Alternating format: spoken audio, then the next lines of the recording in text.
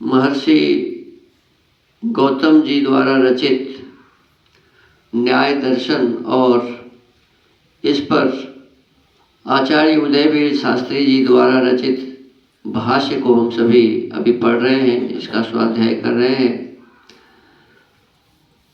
पिछले दिनों हमने पढ़ा था कि आत्मा जो प्रमेय है, 16 पदार्थों में पहला पदार्थ है प्रमाण, दूसरा है प्रमेय। तो प्रमाण तो हम लोग पढ़े थे कि प्रमाण 4 हैं: प्रत्यक्ष प्रमाण, अनुमान प्रमाण, उपमान प्रमाण और शब्द प्रमाण। और इसके पश्चात में दूसरा पदार्थ है, वो कहते हैं प्रमेय। तो प्रमेय 12 हैं। कितने हैं? 12। उसमें सबसे पहला प्रमेय है आत्मा, दूसरा है शरीर, तीसरा है इंद्रिय, चौथा अर्थ, पांचवा बुद्धि, छठा मन, सातवां प्रवृत्ति, आठवां दोष, नौवां प्रतिभाव, 11वां फल, 10वां प्रतिभाव। क्या हुआ? आत्मा 1, शरीर 2, इंद्रिय 3, अर्थ 4, बुद्धि 5, मन 6, प्रवृत्ति 7, दोष 8, प्रतिभाव 9, फल 10 और दुख 11 तथा अपवर्ग अर्थात मोक्ष 12। ये 12 पदार्थ को कहते हैं प्रमेय। क्या कहते हैं? तो उसमें जो सबसे पहला प्रमेय है, इसके पहचान कैसे होंगे? तो कहा कि जिसमें इच्छा हो, द्वेष हो, प्रयत्न हो, सुख का अनुभव करता हो, दुख का अनुभव करता हो और ज्ञान विज्ञान भी जिसके भीतर में हो, तो ऐसे पदार्थों को आत्मा कहते हैं। अब कहते हैं कि जो विचारक देहादि से अतिरिक्त आत्मा के अस्तित्व को स्वीकार नहीं करते हुए भी यह निर्विवाद मानते हैं कि एक देवदत्त देह से अनुभूत किसी नियत विषय का अन्य यजदत्त देह द्वारा स्मरण व प्रतिसंधान नहीं हो सकता। जैसे भिन्न देहों में अनुभूत नियत विषय का परस्पर एक दूसरे के साथ के द्वारा स्मरण या प्रतिसंधान नहीं हो सकता, ऐसे ही एक देह में भिन्न इंद्रियों द्वारा गृहीत विषय का एक दूसरे के द्वारा स्मरण न प्रतिसंधान होना संभव नहीं, क्योंकि दोनों जगह स्थिति समान है। अब देखिए, जिह्वा का विषय है तो जिह्वा ही उसका अनुभव करेगा, उसका अनुभव नाक करेगा नहीं, उसका अनुभव त्वचा नहीं करेगा, उसका अनुभव कान नहीं करेगा। इसी प्रकार यदि किसी विषय वस्तु को हम समझ रहे हैं तो जरूरी नहीं है कि उसको आप समझ लें। हम जिसको समझते हैं वो हम ही समझेंगे, आप जिसको समझते हैं उसको आप ही समझेंगे। हम एक दूसरों के साथ जब तक बताएंगे नहीं। तो यही कहते हैं इसमें कि यही साबित कर रहा है कि एक इंद्रिय दूसरे इंद्रियों के विषय वस्तु को नहीं कहता है, नहीं समझता है, लेकिन इसी विषय वस्तु को आत्मा समझता है। मीठा है या सुगंधित है, तो सुगंधित है ये भी कौन जानता है? आत्मा। इसी तत्व में, इसी में कोई तत्व है जो जानता है। और सुगंधित भी है, ये भी कौन जानता है? इसी में जो शरीर है वो। तो जिह्वा और नासिका अलग अलग 2 पदार्थ हैं। जिह्वा और नासिका अलग अलग 2 पदार्थ हैं। और जिह्वा और नासिका दोनों के संबंध में जो जानकारी हासिल कर रहा है, त्वचा तीसरा जो है उसके संबंध में जो जानकारी हासिल कर रहा है, कर्ण हमारा जो ये है, क्या कहते हैं, कान, कान के द्वारा जो हम सब समझ रहे हैं, सब आत्मा समझ रही है ना।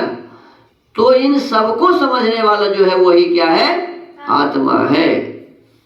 अपने देखे का स्मरण या प्रतिसंधान होता है, अन्य के देखे का नहीं, तथा उस विषय का स्मरण या प्रतिसंधान नहीं होता जिसको कभी जाना नहीं।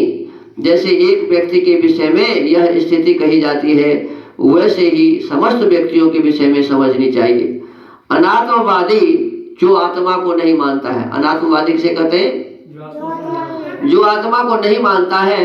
इन दोनों अवांछित परिस्थितियों, अनिर्दिष्ट तथा अदृश्य दोनों के समाधान की व्यवस्था करने में अक्षम रहता है। फलतः देह, इंद्रिय आदि से अतिरिक्त चेतन आत्म तत्व का अस्तित्व सिद्ध होता है। देह के माध्यम से, इंद्रियों के माध्यम से जिस विषय वस्तु को हम जानते हैं, एक इंद्रिय जो दूसरे इंद्रियों की विषय वस्तु को नहीं जानता है, तो इसे समझ में आता है कि इंद्रिय अलग पदार्थ है, देह अलग पदार्थ है, और ये जानने वाला अलग है, जिसको आत्मा कहते हैं। अब कहते हैं शरीर का लक्षण। आत्मा के भोग के अधिष्ठान क्रम प्राप्त शरीर का लक्षण सूत्रकार ने बताया। क्या है शरीर? चेष्टेन्द्रियार्थाश्रय शरीरम।